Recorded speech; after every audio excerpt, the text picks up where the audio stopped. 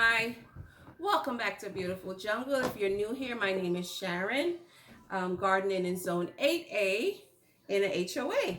So I want to talk to you about potatoes because I'm getting ready to put my potatoes in the ground. Well, not in the ground, in bags. I grow my potatoes in bags, and I will tell you why if you haven't seen my previous video of harvesting my potatoes.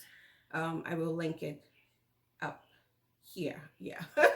It's on this side, I think. So potatoes, you have determinate potatoes and you have indeterminate potatoes. I am growing determinate potatoes. Potatoes are in the same family as tomatoes. Forgive me, Solanaceae. Solanaceae. I will put the word right down here, but it's the nightshade family. They're in the same nightshade family. So of course you will have indeterminate, like you have indeterminate tomatoes and you have determinate tomatoes. Your indeterminate tomatoes, kind of different from potatoes. Indeterminate tomatoes, they can grow up to 5 to 6 feet, so that they need support and trellis. Your determinate to this is a tongue twister. Your determinant tomatoes don't really need to be trellised, but they do need some support if you're growing those heavy tomatoes on there, like your Roma tomatoes or your determinate tomatoes. Indeterminates are falling in the family of your cherry tomatoes, and we all know cherry tomatoes can keep going and going and going.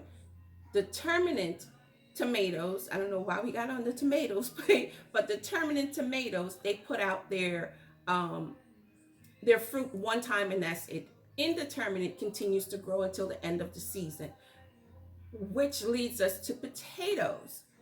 Our determinate potatoes only grow on one level, and you can harvest them within 70 to 90 days.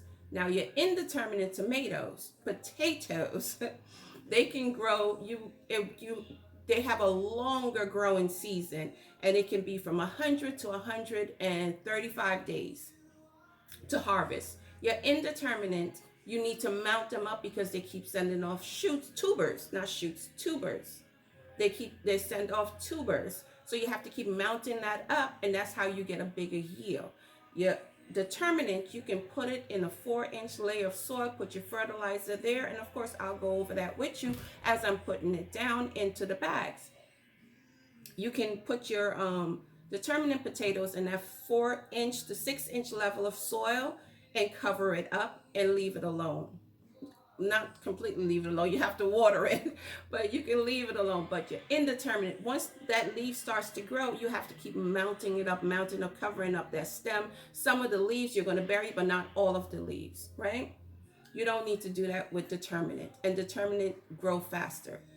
Indeterminate potatoes indeterminate potatoes, they do give you a bigger yield. Those are your Idaho potatoes, and it's mostly commercially grown because that commercially grown and sold in supermarkets, because you get those big tomatoes that you can sell to people, right? You sell to your consumers. Indeterminate, like our russet potato here and our Yukon Gold, are determinate potatoes. You will get a smaller yield, but honestly, you can see I have cut this potato. I think this potato goes with this potato. It goes with one of these two. They go together. So I have cut some of my potatoes in half. I've cut some of them in half because this year I am growing with just one eye or two eyes on my potatoes. So I have removed some of the other, not eyes, some of the other shoots that's coming out.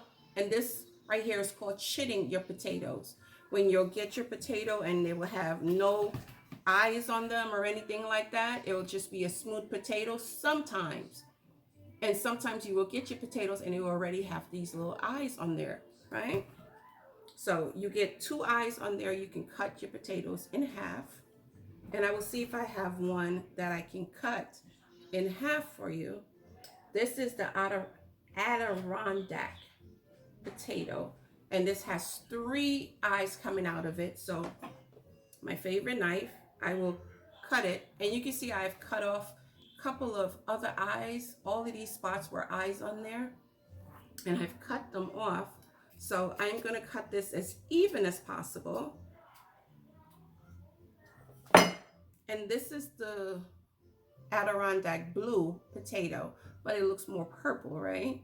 So now I have one eye on here and two on here, two shoots on this one.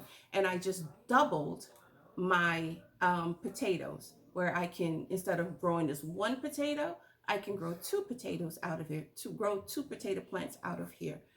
But the thing is that you need this to scab over. It's wet and you need it to scab over. You cannot put this in the ground while it's wet. It will bring fungus into your plants. It will bring fungus there and it will rot out. It won't grow. I just wanted to let you guys know. So before you go and purchase your seed potatoes, because these are seed potatoes that I've purchased from Tractor Supply, before you go purchase your seed potatoes, you know exactly what potatoes you're growing and how you will need to grow them. Also, I wanted to show you, because this potato is big like this, I can cut it in half. A potato this size, you don't need to don't cut it in half because it's so small. You don't need to cut that. So I wanted to give you guys an update on the ginger also. And the last time you guys saw it, I was showing you the roots of the ginger developing. And now we have some leaves coming up on the ginger. And this is the ginger. Let me show you. We started this together on February 14th.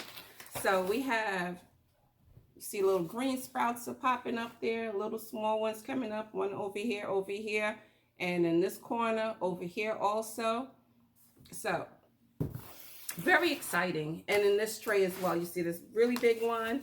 And then they have little ones coming up here, and here. So they're coming, they're doing what they're supposed to be doing. And then this little rhizome is what's going to turn into the roots. So one thing I will do different next time I grow, God willing, next time I grow ginger, is I will put it in the 10 by 10 tray with the holes, with the drainage holes in it, and then put the one without the drainage holes, like I do with the when I start my seeds, without the drainage hole at the bottom of that, and bottom water them instead of top watering them. Turmeric is not doing anything, so let me show you. The turmeric is not doing anything in the soil. This will be my first time growing turmeric from, me personally growing turmeric from store-bought, and it's not really doing anything. So I decided to do some more turmeric and put it inside, do some research, and put it inside of a bag, a Ziploc bag with water, and with a little bit of water. I'll show you, just a little bit of water. And I need to change this water out, as my research says you're supposed to change it out every day, change the water out every day, just to see if those rhizomes are going to sprout, because it's not doing anything in the soil. So I have this inside of a tray also with some other things on the heating mat, just to see if it works. I spoke too soon when I said that the turmeric was not doing anything. It is. I was about to just be done with it, but then I picked one up, this one, and I saw this and I said, let me show them. So we have some success on this turmeric. So I just put it back in here and cover it. And I'm thinking, because this is so, this is sealed really well, so it's keeping the moisture and it's on the heating. So this one I had cut, if you guys remember when I did the turmeric, I had cut the lid off from last year when I was growing ginger in these things, and they kept popping back and forth. So what I did is double wrap it with plastic wrap to keep that moisture in there good. And the one that I have in the foil can, I put it in a Ziploc bag, a freezer bag. So we have some ginger, and just not ginger, turmeric. So, and just like the ginger, if my season is not long enough for it to to mature, to get to harvest, I will put it in the greenhouse or bring it into the house. But I don't really like bringing outside plants into the house, because you bring outside plants in the house, you're bringing all of the outside insects and everything else inside of the house. So more than likely it will be the greenhouse outside, right? Okay, so that's what I wanted to show you. I just got happy because I just kept picking them up and I'm like, oh my God, nothing is happening here. And then I saw this.